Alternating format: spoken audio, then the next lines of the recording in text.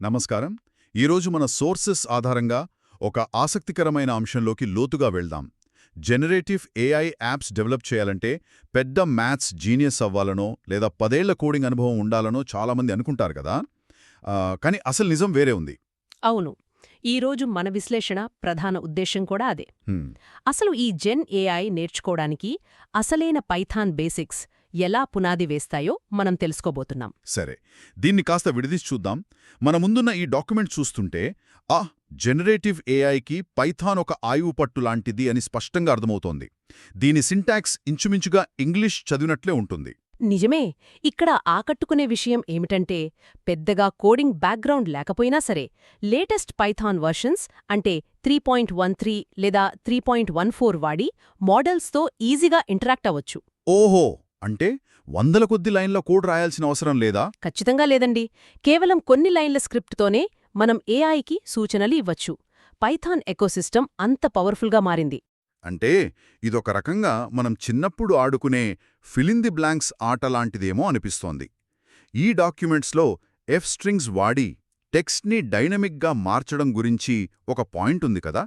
బహుశా ఇదే మనం ఏఐకి పంపే ప్రాంప్ట్స్ వెనుక ఉన్న లాజిక్ అయి ఉంటుంది. కరెక్ట్గా పట్టుకున్నారు. మనం రోజూ వింటున్న ప్రాంప్ట్ ఇంజనీరింగ్కి అసలైన పునాది అక్కడే ఉంది.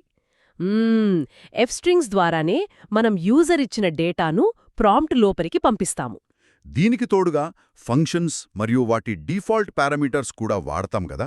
అవును. ఉదాహరణకు ఓపెన్ఏఐ లేదా లాంగ్ చైన్ లాంటి టూల్స్ వాడేటప్పుడు టెంపరేచర్, మ్యాక్స్ టోకెన్స్ లాంటివి సెట్ చేస్తుంటాం. బ్యాక్గ్రౌండ్లో జరిగేది ఈ పారామీటర్స్తో ఫంక్షన్స్ని కాల్ చేయడమే. ఈ బేసిక్స్ తెలిస్తే చాలు, ఏఐ అవుట్పుట్ని మనం పూర్తిగా కంట్రోల్ చేయవచ్చు. ఒక్క నిమిషం, ఏఐ అంటేనే టెక్స్ట్ ప్రాసెస్ చేయడం, ప్రాంప్ట్స్ ఇవ్వడం కదా. మరి ఈ సోర్సెస్లో పైథాన్ డిక్షనరీలు, మళ్ళీ జేసన్ ఫార్మాట్ గురించి ఎందుకు అంతగా స్ట్రెస్ చేస్తున్నారు? లాజికల్గా ఆలోచిస్తే అదే డౌట్ వస్తుంది. కానీ ఇక్కడే అసలు మెకానిజం ఉంది. చూడండి, మనం వాడే ఏఐ మోడల్స్ మన ల్యాప్టాప్లో ఉండవు కదా. అవి ఎక్కడో రిమోట్ సర్వర్లల్లో ఉంటాయి. రైట్. ఇంటర్నెట్ ద్వారా కనెక్ట్ అవుతాం. అవును. మనం ఇంటర్నెట్ ద్వారా వాటితో మాట్లాడాలంటే ఒక కామన్ లాంగ్వేజ్ కావాలి. ఆ యూనివర్సల్ ఫార్మాట్ పేరే జేసన్. ఓకే, అంటే మనం పంపే ఏపీఐ రిక్వెస్ట్లు, అక్కడ్నించొచ్చే రెస్పాన్స్ అంతా ఈ జేసన్ రూపంలోనే ఉంటుందా? ఖచ్చితంగా. పైథాన్లోని డిక్షనరీలు అచ్చం ఈ జేసన్ లాగే కీ వాల్యూ పేర్స్తో ఉంటాయి. అంటే డిక్షనరీలను అర్థం చేసుకుంటే ఆన్లైన్లో ఏఐతో ఎలా కమ్యూనికేట్ చేయాలో సగం అర్థమైనట్లే. ఓహో, అంటే డిక్షనరీలనేవి మన కంప్యూటర్కి ఏఐ సర్వర్కి మధ్య ఒక ట్రాన్స్లేటర్లాగా పనిచేస్తాయన్నమాట. అంత బానే ఉంది, కానీ ఈ పైథాన్ బేసిక్స్ అన్నీ ఇంటర్నెట్లో ఎక్కడైనా ఫ్రీగా దొరుకుతాయి కదా. బేసిక్స్ కోసం టైం వేస్ట్ చేయకుండా నేరుగా లాంగ్ చైన్ లాంటి ఏఐ లైబ్రరీలను వాడేస్తే పనైపోతుంది కదా.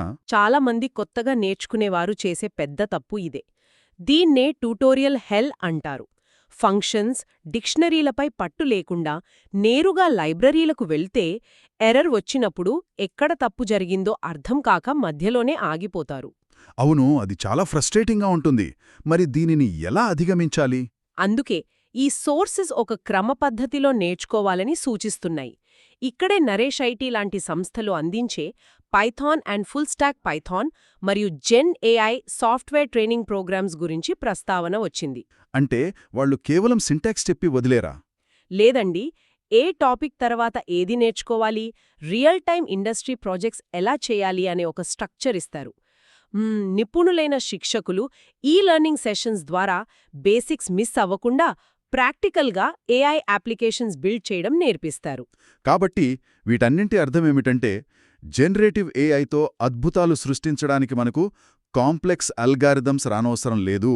కరెక్ట్.